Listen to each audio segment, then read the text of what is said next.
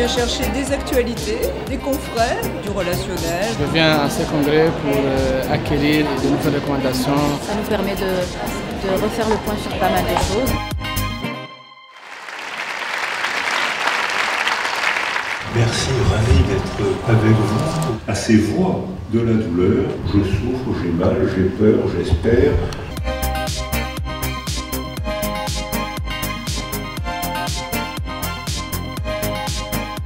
Alors, bonjour Monsieur Cohen, merci tout d'abord d'accorder du temps aux questions des jeunes cardiologues. Avec plaisir. Alors, comme vous nous l'avez montré dans votre présentation sur l'insuffisance aortique, cette valvulopathie reste très complexe à évaluer.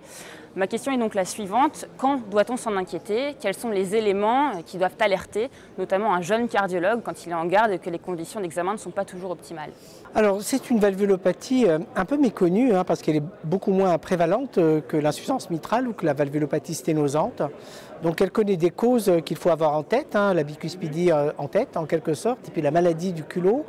Parce que le mécanisme de la fuite aortique, par analogie avec la valve mitrale, ne concerne pas que la pathologie valvulaire. Elle concerne l'anneau, elle concerne les sigmoïdes, les commissures, et elle concerne l'aorte thoracique. Et donc nos jeunes collègues doivent retenir le diagnostic étiologique, le mécanisme, parce qu'ils vont devoir éliminer les causes aiguës, la dissection aortique, l'endocardite infectieuse.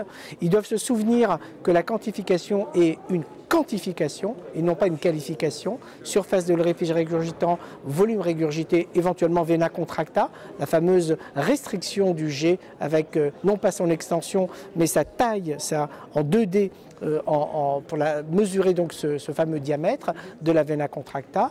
Et puis ensuite le retentissement sur le ventricule gauche, c'est une approche quantitative avec idéalement donc une fraction d'éjection en Simpson biplan ou en 3D. Voilà, je crois que si mes collègues ont cela en tête, ils peuvent très rapidement faire le diagnostic immédiat de l'atteinte, le diagnostic du retentissement et bien sûr ils finissent par la tolérance, les pressions pulmonaires, les pressions de remplissage comme pour toute cardiopathie. Merci encore Monsieur Cohen. Avec plaisir.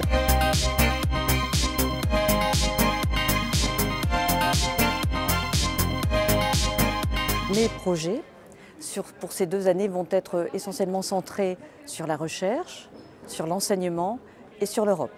Alors la recherche, je voudrais intensifier la qualité de nos registres, qui sont des éléments très importants pour que l'on comprenne le parcours du patient, pour que l'on comprenne les diversités de nos pratiques et puis les effets qu'elles peuvent avoir dessus.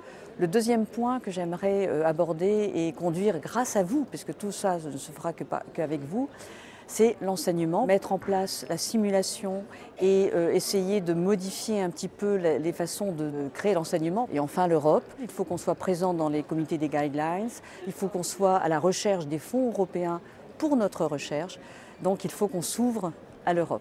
Je compte sur vous, toutes les bonnes initiatives, tous ceux qui veulent participer sont les bienvenus. Excellente année 2018 et 2019.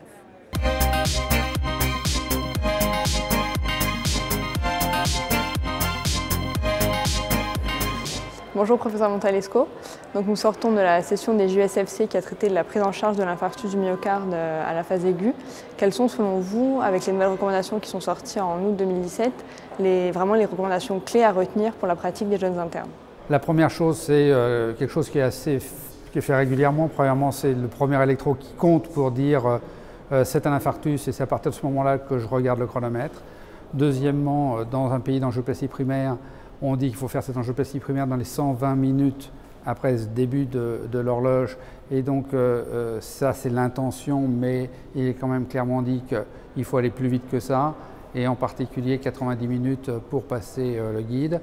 Et que quand le patient se présente dans un centre d'angioplastie, c'est-à-dire dans un hôpital où il y a un plateau technique, c'est même 60 minutes, donc c'est très rapide. La deuxième chose, c'est que pour les Français, là encore, ça ne va pas changer grand-chose.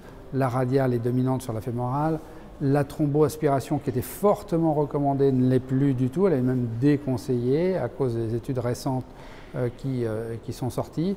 En termes de médicaments, il y a eu une dégradation de la bivaleuridine, une montée en recommandation de l'enoxaparine intraveineuse, et donc les deux sont à égalité dans leur niveau de recommandation. Les nouveaux P2Y12 bien évidemment. Puis attention, parce qu'il y a une recommandation sur les bêta-bloquants IV qui posent problème, je trouve. On le recommande de manière assez forte dès la prise en charge. On sait que ce n'est pas anodin sur le déclenchement d'OAP ou de troubles de conduction aiguë. Donc moi je préfère la stratégie actuelle de dire on va donner des bêta-bloquants oraux en USIC quand le patient aura passé son angiopathie primaire.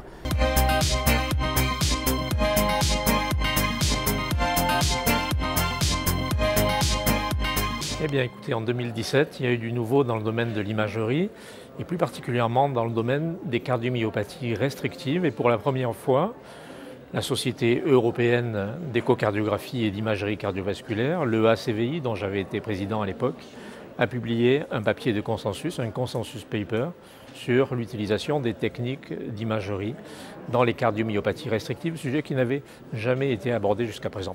Pour la première fois, on a montré que l'imagerie, et plus précisément l'imagerie multimodalité, pouvait être utile à toutes les formes de cardiomyopathie restrictive, et je vais en prendre simplement deux exemples. Le premier exemple, c'est celui de l'amylose cardiaque, qui est une des formes les plus fréquentes de cardiopathie restrictive, même s'il s'agit d'une maladie rare, et où on a montré et rappelé dans ce papier de consensus que la combinaison des données de l'échographie cardiaque, de l'imagerie par résonance magnétique, mais également de la scintigraphie myocardique au technétium, permettait d'avoir une complémentarité dans le diagnostic et donc d'arriver finalement à un diagnostic plus précoce, plus précis et permettant même, dans bon nombre de cas, de se dispenser de la biopsie endomyocardique.